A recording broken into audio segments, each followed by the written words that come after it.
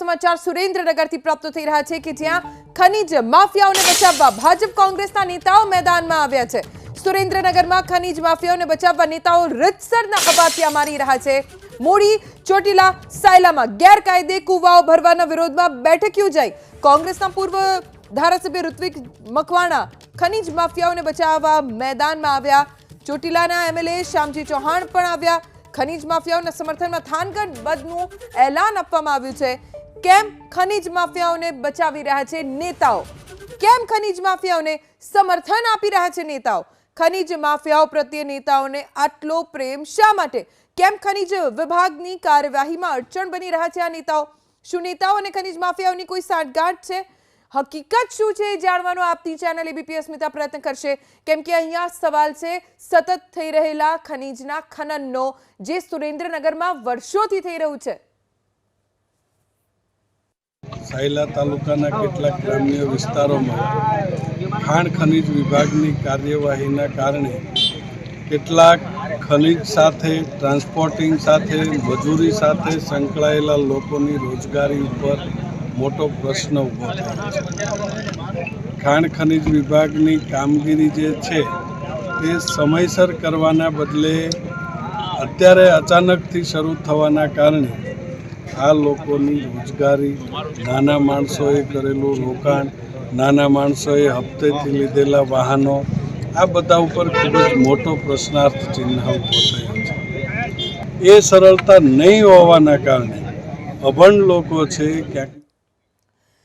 કોંગ્રેસના પૂર્વ ધારાસભ્ય ઋત્વિકભાઈ મકવાણા અત્યારે આપણી સાથે જોડાઈ ગયા છે। ઋત્વિકભાઈ, ખનીજ માફિયાઓને બચાવવા માટે કેમ મેદાનમાં આવવું પડ્યું? ખબર છે કે એનાથી પ્રદેશને જ નુકસાન થઈ રહ્યું છે, તો પછી કેમ થાનગઢ બંધનું એલાન આપ્યું? બેન, ખનીજ માફિયા દરેક માટે લેબલ આપણે લગાવીશું, એનો નિર્ણય કોણ કરશે? એ તો ખનીજ વિભાગ કરશે ને, એમને કરવા દો। બિલકુલ બિલકુલ, એ જ વાત છે કે એક પણ એવી રજૂઆત બતાવો કે જેના ખનીજ માફિયાઓના સમર્થનમાં અમે લોકોએ રજૂઆત કરી હોય। માત્ર ટીઆરપી વધારવાના હેતુથી આ પ્રકારના ઉશ્કેરણીજનક જે વિધાનો વાપરી રહ્યા છે એ મારી દ્રષ્ટિએ વ્યાજબી નથી।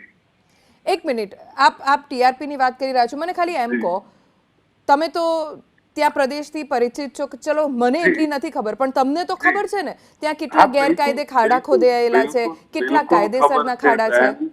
એટલે જ કહું છું કે એક પણ જગ્યાએ એવું વિધાન બતાવો તમે મને કે જેમાં અમે ખનીજ માફિયાઓની તરફેણ કરી હોય। પણ આપને કેમ એવું કરવું પડી રહ્યું છે? હું એમ કહું છું ઋત્વિકભાઈ, જે વિભાગનું કામ છે, વિભાગનું કામ છે, એમને કરવા દો ને। નહીં, એવું એટલે કેવું બેન? અમે શું અટકાવ્યું છે? કયા વિભાગ? તમે જે બેઠક બોલાવી, મને એમ કહો, તમે જે બેઠક બોલાવી એમાં શું ચર્ચા થઈ? બેઠક કોની બોલાવી છે બેન? અમે દ્રશ્યો જોઈએ છે બધા। આ દ્રશ્યો જોયા છે, એમાં કોણ છે? ખનીજ માફિયાઓ દેખાય છે તમને? હું તો નથી ઓળખતી, તમે ઓળખતા હશો, હું નથી ઓળખતી એ જ વાત છે કે એની અંદર જે લોકો બેઠા છે એ મજૂરો છે, તો એને વૈકલ્પિક વ્યવસ્થા શું થઈ શકે, એને હવે પછી કેવી રીતે આગળ વધી શકાય, એના માટેની બેઠક છે બેન।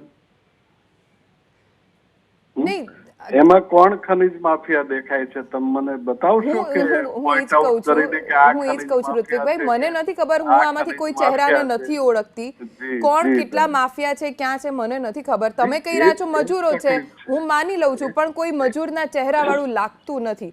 મારો સવાલ માત્ર એટલો છે ઋત્વિકભાઈ કે આપ હો કે કોઈ પણ હોય, અંતે નુકસાન તો પ્રદેશને થઈ રહ્યું છે ને? બિલકુલ થઈ રહ્યું છે, પરંતુ જે નુકસાન છે એ સરકારે સમયસર રોકવું જોઈતું હતું, એ નથી રોકી શકી, એ સરકારનો ભૂલ છે। એના માટે તમે સ્થાનિક આગેવાનોને દોષિત હવે છે ગણવા નીકળો તો એ મારી દ્રષ્ટિએ વ્યાજબી નથી। તો ખાલી એટલું જણાવો કે આપ કોની તરફેણમાં છો? બિલકુલ, અમે લોકો જે કાર્યવાહી થઈ રહી છે એના સમર્થનમાં છીએ, પણ એની સાથે સાથે સરકારે વિકલ્પો આપવા જોઈએ। એ વિકલ્પો સરકાર આપવામાં ઊણી ઉતરી છે। અહીંયા નથી તમે પાણી આપતા, નથી વીજળી આપતા, કશું નથી આપતા, અને હવે અત્યારે જે રોજગારીના છેલ્લા દરવાજાઓ એ બંધ કરવા બેઠા છે, તો સરકારે વિકલ્પ આપીને લોકોને બેસાડવા જોઈએ, સમજાવવા જોઈએ, ચર્ચાઓ કરવી જોઈએ, પગલા ભરે એની સામે કોઈ જ તકલીફ નથી. ઠીક છે ઋત્વિકભાઈ, આભાર એબીપી અસ્મિતા સાથે વાત કરવા માટે.